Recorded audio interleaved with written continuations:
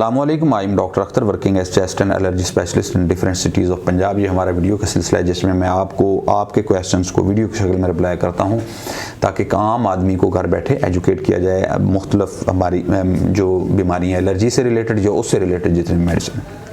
ये क्वेश्चन एक हमारे पेशेंट ने पूछा था कि मेरी वालदा को अभी कुछ दिन पहले हाइपरथायराइड का मर्ज डायग्नोज हुआ है, उनको बचपन से दमा का भी मसला है। तो उन्होंने अब इन दोनों के कॉम्बिनेशन के लिए क्वेश्चन पूछा था कि पहले तो उनका क्वेश्चन ये था कि जो हाइपरथायराइडिज्म की वजह से दमा के मरीज में क्या मसाइल हो सकते हैं।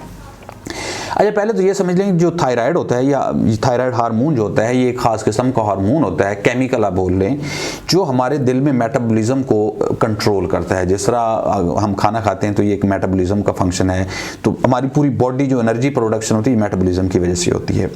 तो ये इसका बेसिक फंक्शन है। अब जब इसका लेवल जो है वो नॉर्मल से इंक्रीज कर जाए, उसकी फिर पीछे मल्टीपल वजूहात हैं, कई वजह होती हैं, हम उस पर नहीं जाते। हम बात करते हैं कि जब ये ज़्यादा हो जाए तो उसकी वजह, उसको हम कहते हैं हाइपरथायराइड। अब चूंकि मेटाबॉलिज्म का लेवल बढ़ गया, इसको हम कहते हैं हाइपरथायराइड। और चूंकि एज़मा के से ये रिलेशन है कि उसके लिए ऑक्सीजन चाहिए।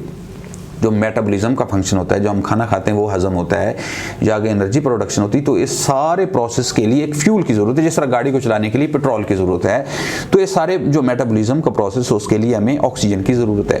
अब जब उसका थायराइड का लेवल ज़्यादा हो गया तो डेफिनेटली उसको ऑक्सीजन की डिमांड बढ़ जाएगी। जब ऑक्सीजन की डिमांड बढ़ जाएगी तो उसको डेफिनेटली सांस के मसाइल हो सकते हैं अगर उसका प्रॉपर एज़मा कंट्रोल नहीं। तो बात का हासिल असूल ये है कि हाइपरथायराइडिज्म में सांस के मसाइल बढ़ जाते हैं अगर इन दोनों बीमारियों को प्रॉपर तरीके से कंट्रोल ना किया जाए। तो आपको क्या करना है कि अपने जो हाइपरथायराइड है उसको भी प्रॉपर कंट्रोल में रखना है और अपना जो एज़मा है वो भी डॉक्टर को दिखा के कंट्रोल रखना है। अपनी मर्जी से इस्तेमाल करेंगे मेडिसिन, रैंडम करेंगे तो आपके ये दोनों मसाइल जो हैं वो गड़बड़ होंगे। अगला उनका क्वेश्चन ये था क्या दमा की दवाएं हाइपरथायराइडिज्म का मरीज इस्तेमाल कर सकता है।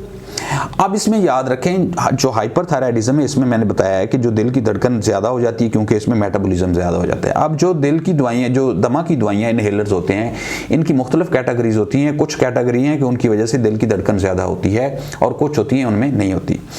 अब इसमें ये होता है कि जिन इनहेलर्स में जो केमिकल है, जिस तरह वेंटोलिन का है, इंस्पिरोल का है, साल्वो का है, इसमें खास किस्म का केमिकल है, इससे दिल की धड़कन ज़्यादा होती है।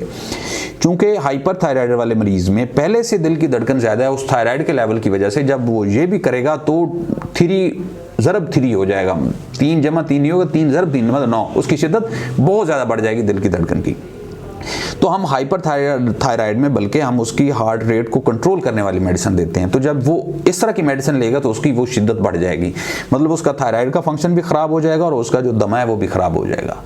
तो उसमें करना क्या है, इसमें करना यह है कि आपने डॉक्टर की मर्जी से उसको चेक करवा के प्रॉपर मेडिसिन लें तो आपको थायराइड का मसला भी कंट्रोल हो सकता है और साथ में जो दमा का मसला वो भी कंट्रोल हो सकता है।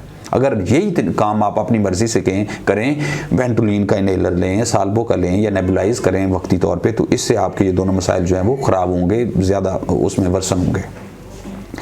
अगला उनका क्वेश्चन ये था कि एलर्जी वैक्सीन हाइपरथायराइड के मरीज़ के लिए महफूज है। हाँ बिल्कुल, अगर तो उसका वो कंट्रोल है थायराइड का प्रॉब्लम, बिल्कुल वो मेडिसिन उसकी प्रॉपर खा रहे हैं और साथ में एज़मा भी कंट्रोल है, तो बिल्कुल हम एलर्जी की वैक्सीन महफूज है, बिल्कुल कर सकते हैं और करवानी चाहिए ताकि उसको लॉन्ग टर्म में प्रोटेक्शन मिल जाए इन कम से कम एलर्जी के प्रॉब्लम से। थायराइड की मेडिसिन तो लॉन्ग टर्म खानी पड़ती है, लेकिन कम से कम ये जो मेडिसिन उसकी बंद हो जाए।